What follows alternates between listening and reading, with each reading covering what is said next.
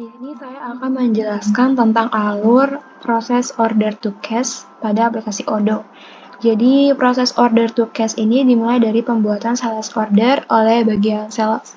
Di sini misalkan kita buat quotation-nya dengan customer namanya Cahaya Bulan. Nah, di sini produk yang ingin dibeli adalah papan kayu sebanyak 30. Nah, untuk payment term-nya di sini dia meminta waktu selama 30 hari. Nah, kita klik other info di sini untuk menentukan warehouse dan sales team salesnya. Nah, untuk di sini saya pilih warehouse-nya warehouse Semarang dan salesnya juga sales Semarang. Kita save dulu. Lalu bisa kita lihat ya di sini untuk stoknya available ya atau tersedia. Di sini kita bisa mengirimkan quotation-nya kepada customer apakah barang yang ingin dibeli itu sesuai dengan keinginan customer. Bisa kita send. Lalu di sini kita emailnya. Oke. Dan setelah mendapatkan balasan bahwa benar produk dan kuantitinya sesuai dengan keinginan customer, kita bisa konfirmasi pesanannya. Setelah itu, kita bisa kirimkan barangnya terlebih dahulu, kita ke inventory, lalu kita ke delivery order warehouse Semarang. Kita bisa klik di sini. Nah, di sini kontaknya atau customernya namanya PT Bulanjaya. Statusnya di sini available atau tersedia, bisa kita validasi pengirimannya ketika sudah dikirimkan. Setelah itu, baru kita akan membuat invoice-nya. Kita bisa klik di sini. Kita klik invoice, regular invoice. Nah, kita pilihnya today aja untuk invoice date-nya. Lalu kita konfirmasi. Lagi kita bisa lihat untuk invoice-nya itu di menu accounting, lalu customer, invoice, di sini lihat ya statusnya posted. Nah, due date-nya atau keterangan pembayarannya itu maksimal dilakukannya sampai bulan depan ya, tenggat waktunya. Kita bisa klik di sini. Nah, ketika ingin melakukan pembayaran di sini bisa klik pay. Lalu jurnal di sini menggunakan bank, payment metode menggunakan manual payment, kita create. Nah, setelah itu untuk memvalidasi pembayarannya, kita bisa klik di customer, payment. Nah, di sini untuk PT Cahaya Bulan masih statusnya in process, maka kita harus memvalidasi terlebih dahulu. Maka status payment-nya akan berubah menjadi pay. Berarti barangnya sudah dibayarkan. Dan demikian proses dari order to cash. Dimulai dari pembuatan sales order oleh bagian sales. Nah, di sini misalkan ada orderan dari suatu customer, misalkan kita buat coba. Nah, di sini kita add produknya misalkan wall panel sebanyak 30 buah. Lalu di sini kita pilih gudangnya yaitu dari Semarang. Di sini juga salesnya Semarang, kita save dulu. Oke, untuk payment-nya kita net 30 hari.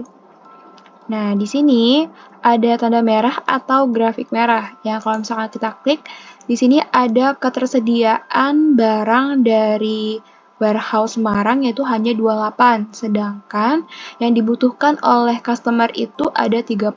Jadi kita mengalami kekurangan stok ya. Nah, di sini bisa kita konfirmasi dulu aja pesanannya. Lalu, kita harus melakukan pembelian dulu atau purchase order. Nah, kita melakukan purchase di sini kita new. Vendornya tadi Super Kayu.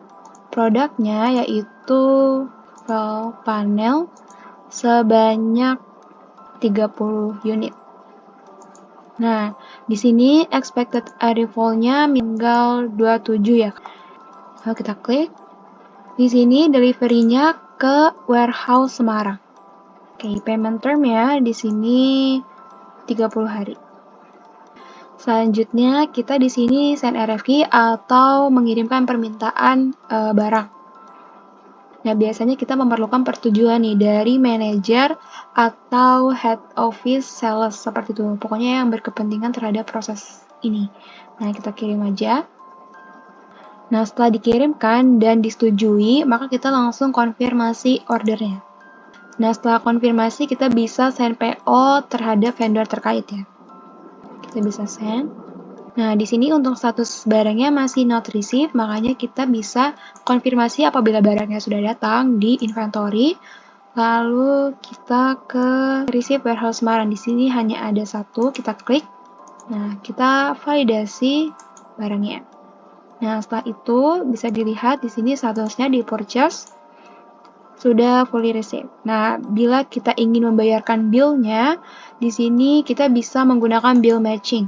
Di sini sudah benar, kuantitinya 30 dan price-nya untuk per unitnya 1.150.000. Nah, kita klik aja, langsung kita match. Payment term-nya tadi due 30 days. Setelah itu kita save, lalu confirm. Nah, ini bisa kita lihat di menu accounting, vendor, lalu bill.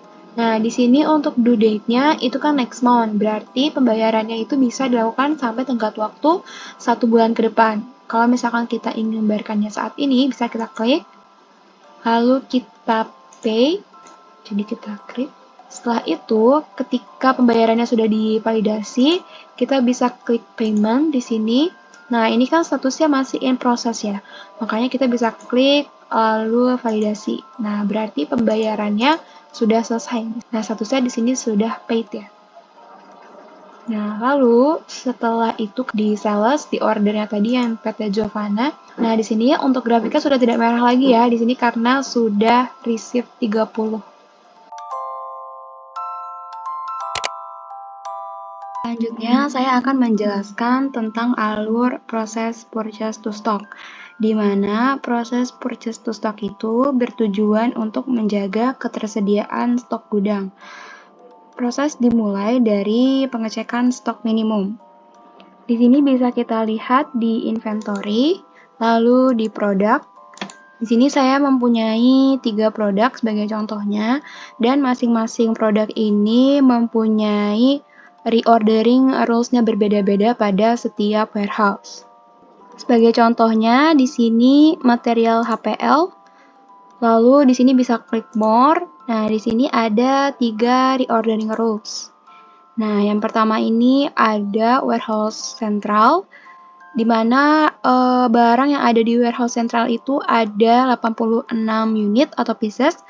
Lalu minimum barangnya di gudang itu harus minimum 50 dan maksimal 100. Dan yang kedua ini ada warehouse Bekasi dan yang ketiga ada warehouse Semarang. Lalu kita bisa dilihat di sini dari warehouse Bekasi hanya ada 15 unit. Namun minimumnya di situ harus ada 25 unit. Jadi barang yang ada di warehouse Bekasi itu kurang dari batas minimum. Makanya kita akan melakukan purchase order atau PO gitu. Nah, untuk minimum ini bisa dilihat di produknya masing-masing, kita buka satu-satu, atau misalkan lebih efektifnya bisa dilihat di operation. Di sini ada replacement. Nah, di sini maka otomatis barang yang stoknya itu kurang dari batas minimum akan tampil di sini. Nah, tadi kan ada material HPL pada warehouse Bekasi. Nah, di sini bisa kita klik lalu kita order. Nah, ini otomatis akan membuat PO di sini jadi sudah tidak ada. Lalu dia otomatis membuat PO di purchase. Nah, di sini langsung membuat RFQ-nya nih secara otomatis. Nah, lalu kita di sini bisa memilih vendor. Kita pilih payment term-nya. Untuk payment term-nya selama 60 hari. Lalu expected arrival-nya di sini saya pilih tanggal 7. Nah, untuk delivery-nya itu sudah otomatis ke warehouse Bekasi. Nah, lalu di sini ada produk yang mau kita beli, kuantitinya juga otomatis mengikuti jumlah yang kita perlukan tadi. Sini unit price-nya 75.000 per unit. Lalu totalnya ada 2.625.000. Lalu di sini bisa send RFQ atau langsung konfirmasi order aja. Jadi kalau misalkan memang ordernya ini sudah disetujui, langsung kita konfirmasi aja. Nah, setelah itu ini merupakan purchase ordernya. Lalu apabila barang sudah datang, kita bisa balik lagi ke inventory. Lalu di sini di overview kita pilih receipt dari warehouse Bekasi. Di sini hanya ada satu receipt aja. Kita klik. Lalu kalau misalkan barangnya sudah datang, langsung validasi. Nah, kita bisa lihat di sini di inventory bahwa barangnya sudah beli receipt ya. Lalu kita sekarang akan membuat bill. Kita bisa klik bill matching. Lalu kita klik ya, di sini materinya sudah benar, kita matchkan. Kita pilih bill date-nya hari ini aja. Terus untuk payment-nya tadi selama due 60 hari. Jadi harus dibayarkan sebelum tenggat 60 hari ke depan ya. Oke, barangnya sudah benar. Lalu kita konfirmasi. Bisa di-save dulu, bisa langsung konfirmasi. Nah, ini bisa kita lihat di accounting, lalu di vendor dan di bill. Nah, apabila ingin melakukan pembayaran, kita bisa klik aja. Lalu habis itu kita pay, bayarkan. Kita klik payment. Nah, setelah itu apabila pembayarannya sudah diverifikasi, maka kita ke vendor, lalu ke payment. Nah, ini tadi yang supplier kayu ya, yang 2.625.000. Nah, ini kan statusnya tadi masih in process. Kalau misalkan sudah divalidasi di sini, maka statusnya akan berubah menjadi paid. Nah, berarti pembayarannya sudah diverifikasi, seperti itu. Nah, kalau ingin melihat stoknya, kita bisa lihat di inventory, lalu kita bisa klik di produknya atau di reporting. Di sini ada reporting move history. Nah, di sini sudah masuk ya 35 unit tadi dari materi HPL. Bisa dicek juga di sini di produk. Lalu materi HPL, lalu di sini more reordering rules. Nah, di sini juga sudah 50 ya stoknya.